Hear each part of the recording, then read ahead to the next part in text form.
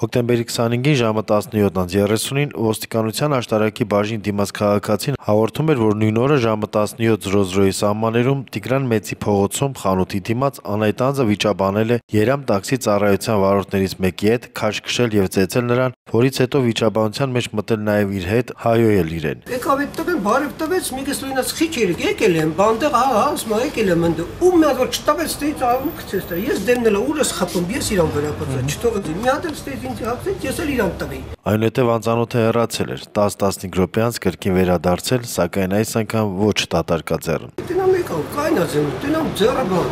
Լիմոնկին տեսար։ Հա, լիմոնկին տեսար, ասենք կայնացել, ինչ։ Եկավ մի հատ ստեից նորից նույն տեղը։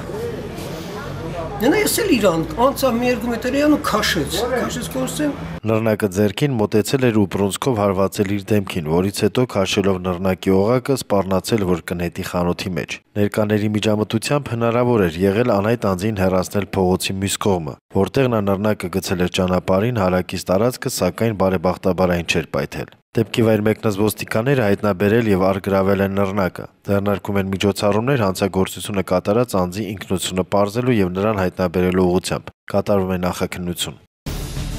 Ըստ Հայաստանի Հանրապետության ոստիկանության օպերատիվ հաղորդագրությունների ամփոփագրերի հոկտեմբերի 25-ից 26-ը հանրապետությունում արձանագրված մարմնական վնասվածք հասցնելու 10 դեպքից բացահայտվել է 4-ը, գողության 7 դեպքից 4-ը, խուլիգանության 2 դեպքից 1, իսկ խարդախության 3 դեպքերն էլ բացահայտվել են։ Նախկինում կատարված հանցագործություններից բացահայտվել է մարմնական վնասվածք հասցնելու, գողության եւ խարդախության մեկական դեպք։ Անցած մեկ օրվա ընթացքում հանրապետությունում արձանագրվել է ճանապարհատրանսպորտային նպատահար, 16 մարդ ստացել տարբեր աստիճանի մարմնական վնասվածքներ։ Հոկտեմբերի 22-ին ժամը 05:30-ին ոստիկանության Զվարթնոց օդանավակայանի գծային բաժնի քրեական հետախուզության բաժանմունքի ծառայողները Մոսկվա-Երևան չվերթի ժամանումից հետո բերման ենթարկեցին Աղասիկ Քոչարյանին, որը ոստիկանության աշտարակի բաժնի կողմից հետախուզում էր Հայաստանի Հանրապետության քրեական օրենսգրքի 355 հոդվածի առաջին մասի հատկանիշներով փախուստն ազատազրկման վայրից։ Աղասիկ Քոչարյանը հանձնվել է ոստիկանության աշտարակի բաժնի ծառայողներին։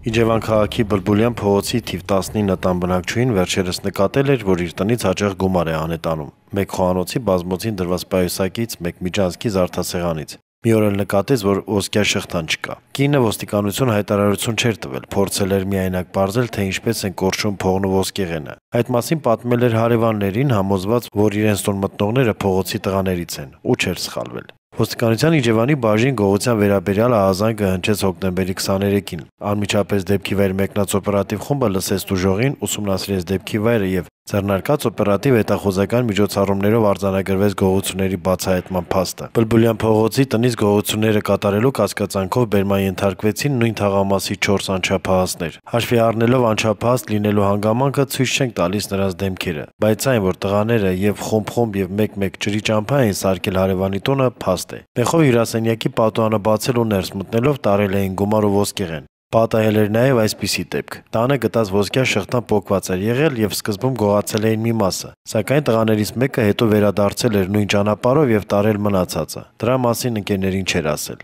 Անհրավեր այցերից մեկի ընթացքում էլ ոչ մի արժեքավոր բան չգտնելով պարզապես շոկոլադ էին կերել ու հեռացել։ Մի խոսքով իրենց զգացել էին ինչպես իրենց տանը։ Փաստի արդիվ հարուցվել է քրեական գործ, կատարվում է նախաքննություն։